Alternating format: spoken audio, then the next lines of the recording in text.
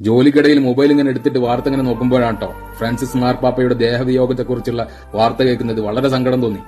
Social മീഡിയയിൽ ഇടപഴകുന്ന ആള് എന്നുള്ള നിലയ്ക്ക് അദ്ദേഹത്തെക്കുറിച്ച് 2 വാക്ക് സംസാരിച്ചിട്ടില്ലെങ്കിൽ വളരെ മര്യാദകേടായിപ്പോ. മറ്റുള്ള മാർപ്പാപ്പമാരിൽ നിന്നൊക്കെ വ്യത്യസ്തനായിരുന്നിട്ട് ഫ്രാൻസിസ് മാർപ്പാപ്പ അദ്ദേഹത്തിന്റെ ഔദ്യോഗിക പദവികളൊക്കെ മാറ്റി നിർത്തിയിട്ട് സാധാരണക്കാരിലേക്ക് ഇറങ്ങിച്ചെന്നിട്ട് പാവങ്ങൾക്കും അശരണർക്കും വേണ്ടിയിട്ട് നിലകൊണ്ടിരുന്ന ഒരു വ്യക്തിത്വമായിരുന്നു ഫ്രാൻസിസ് മാർപ്പാപ്പ. ലോക സമാധാനത്തിന് വേണ്ടിയിട്ട് അഹോരാത്രം കഷ്ടപ്പെട്ടിരുന്ന ഒരു വ്യക്തിത്വമായിരുന്നു ഫ്രാൻസിസ് മാർപ്പാപ്പ. വ്യക്തിപരമായിട്ട് അദ്ദേഹത്തിന്റെ ഓരോ നിലപാടും അത്ഭുതത്തോടു കൂടിയിട്ടാണ് നോക്കിക്കണ്ടിരുന്നത് ഈ വിനീതൻ. വർഗീയവാദികൾ ലോകത്തെ പിടിമുറക്കുമ്പോഴും സമൂഹത്തിന്റെ തലപ്പത്ത് ഇത്തരം ആളുകൾ ഉണ്ട് എന്നുള്ള ഒരു സമാധാനം ഉണ്ടായിരുന്നു കേട്ടോ. യുദ്ധങ്ങളോടും യുദ്ധക്കൊതിയന്മാർക്കൊക്കെ എതിരെ സമാധാനത്തിന്റെ ഉറച്ച നിലപാടോടുകൂടി മുന്നോട്ട് പോയിരുന്ന ഒരു വ്യക്തിത്വമായിരുന്നു ഫ്രാൻസിസ് മാർപ്പാപ്പ. അദ്ദേഹത്തിന്റെ ദേഹവിയോഗം സംഭവിക്കുന്നതിന്റെ ദിവസങ്ങൾക്ക് മുമ്പ് അദ്ദേഹം സന്ദർശിച്ചിരുന്നത് ജയിലറകളാണ്. പാപികളോടല്ല പാപങ്ങളെയാണ് മാറ്റി നിർത്തപ്പെടേണ്ടതെന്നായിരുന്നു അദ്ദേഹം ഉറക്കെ പറഞ്ഞിരുന്നത്. അദ്ദേഹത്തിന്റെ വിയോഗം കത്തോലിക്ക സഭയ്ക്ക് മാത്രമല്ല ലോക മനുഷ്യർക്ക് തീരാ നഷ്ടമാണ്.